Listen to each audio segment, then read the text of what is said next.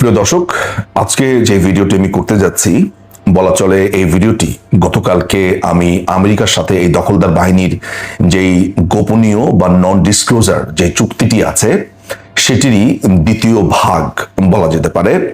এর মধ্যে আপনারা জানেন যে গতকালকে আমি একটি ভিডিও আপলোড করি প্রায় ২৬ মিনিটের, যেখানে আমি দেখিয়েছি যে প্রায় ২-২.৫ মাস আগে এই অবৈধ দখলদার ইউনুস তার প্রতিনিধি দল আমেরিকাতে পাঠিয়ে আমেরিকার সাথে একটি দাসত্ব যে চুক্তি করেছে সেটির বিভিন্ন দিক আমি গতকালকে অল্প করে বিশ্লেষণ করেছি এবং আমি দেখিয়েছি যে আমেরিকা বাংলাদেশের প্রত্যেকটা সেক্টরে কিভাবে হানা দিয়েছে এবং তারা অনেকটা বলা যায় যে বাংলাদেশকে একটা দাস বানিয়ে তাদের ইচ্ছে মতো তারা সেই চুক্তিটি করিয়ে নিয়েছে এবং দীর্ঘদিন ধরে যে বলা হয়েছিল যে বাংলাদেশ ভারতের কাছে দেশ বিক্রি করে দিচ্ছে মূলত বা কার্যত বা ওই চুক্তির পরে ফলত আসলে দেশ বিক্রির যদি বাংলাদেশে প্রথমবারের মতো মানে আমার জানা মতে প্রথমবারের মতো কোনো চুক্তি থেকে থাকে তাহলে এই নন ডিসক্লোজার চুক্তিটি কি আসলে আপনার দাস চুক্তি, গোলামি চুক্তি এগুলো বলা যেতে পারে।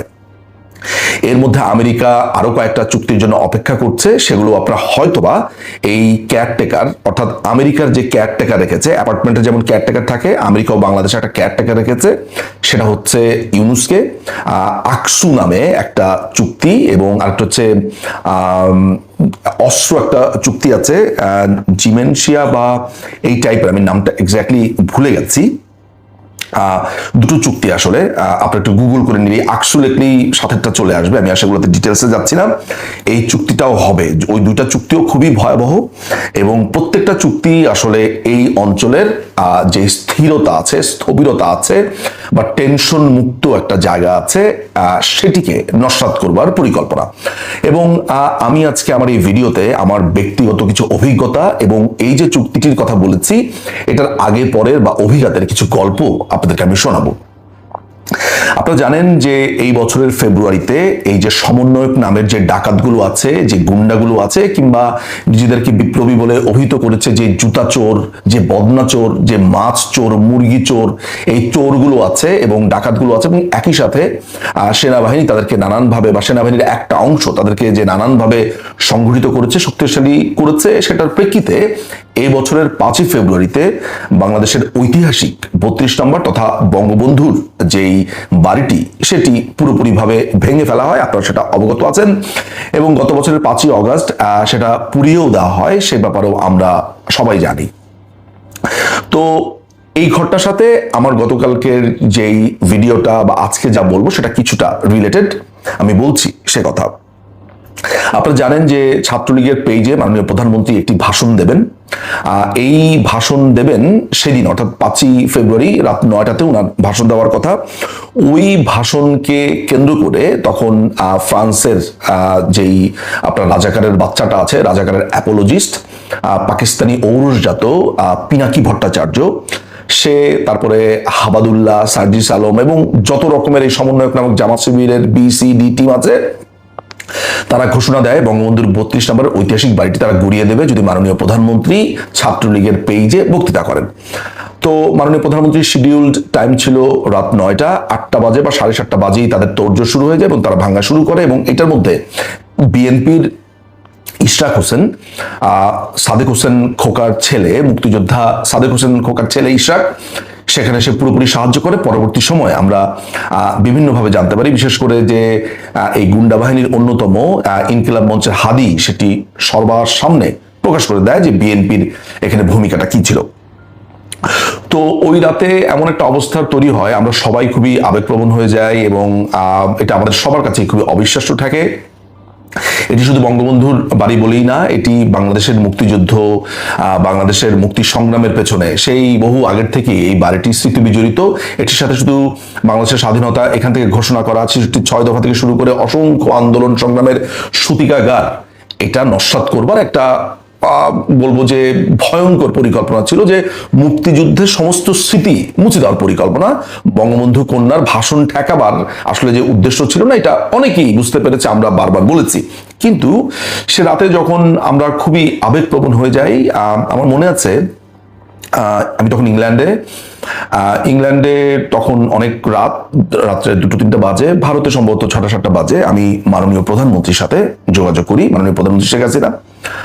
আমি অসম্ভব রকমের ইমোশনাল ছিলাম এবং আমি টু বি অনেস্ট আমি ঠিকভাবে কথা বলতে পারছিলাম না তার সাথে।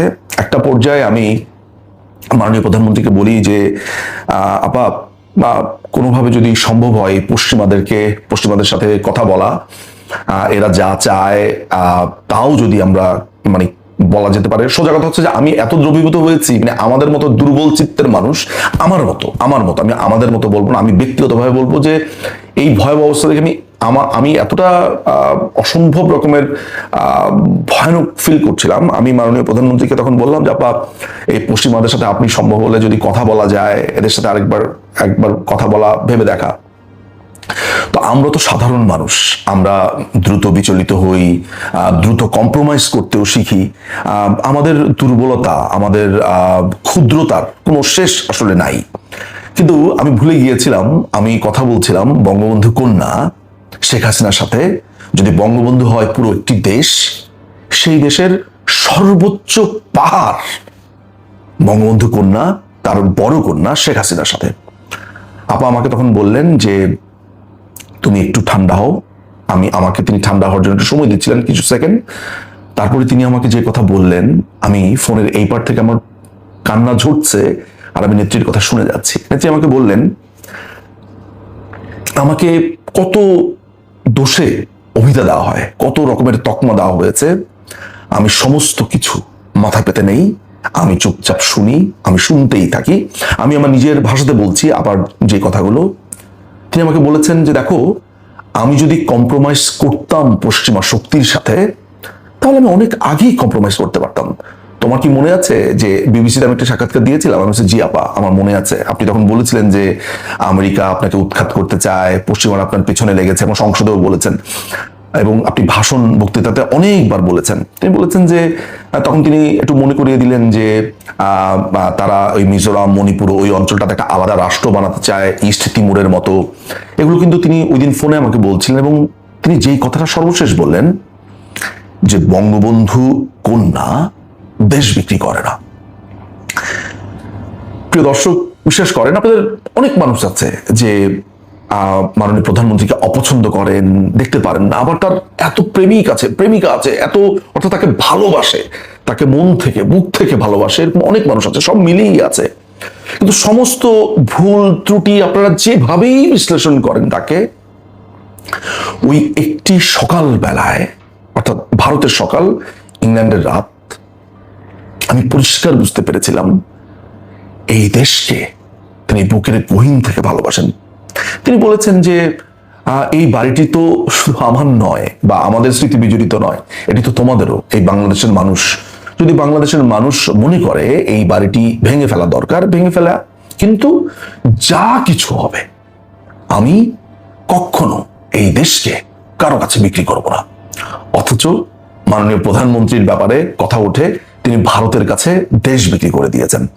গতকালকে বলেছি এবং আমি চ্যালেঞ্জও করছি আজকে, যে কেউ কি কোনো এখনো পর্যন্ত অফিসিয়ালি এই অবৈধ দখলদার বাহিনী গত 1 বছর 1 মাস হলো, কেউ কি দেখাতে পেরেছে যে ভারতের সাথে এমন কোনো চুক্তি হয়েছে যেই চুক্তিকে দেশ বিক্রি বলা যেতে পারে? আমি ইন্টারেস্টিং ব্যাপার হচ্ছে যে আমি যখন এই ভিডিওটা দেই তখন আমার ইউটিউবে কমেন্ট আসে, আদানির কাছে এত বিঘা জমি, অত বিঘা জমি। এসব মূর্খ, এসব স্টুপিড। মানে এদের প্রোফাইলে গিয়ে দেখি হচ্ছে ক্লাস 8 পাস, 9 পাস, তারপর লিখে আছে ওয়ার্ক অ্যাট ফেসবুক। দেখলেই বোঝা যায় যে এগুলো হচ্ছে বস্তির পোলাপান। ওরা জানে না যে আদানির সাথে যেই চুক্তি হয়েছে সেটি সুপ্রিম কোর্ট পরিষ্কার করে, এই দখলদার বাহিনী সুপ্রিম কোর্ট পরিষ্কার করে বলেছে যে আদানির সাথে বাংলাদেশের কোনো অবৈধ চুক্তি হয়নি। অথচ এই দালালের বাচ্চাগুলো, এই চামচাগুলো বারবার আমার ফেসবুকে তো কমেন্ট করতে পারে না, ইউটিউবে এসে কমেন্ট করছে, অমুক করেছে। তোমার ওদের সারা জীবনের ওই পাওয়ার এতটুকুই কমেন্টের মধ্যে, ওই কমেন্ট ডকুমেন্টের মধ্যেই ওই চোথা পড়ে আসবে, অমুকের বই পড়বে, তমুকের বই পড়ে আসে, এখানে চোথা ছাড়বে।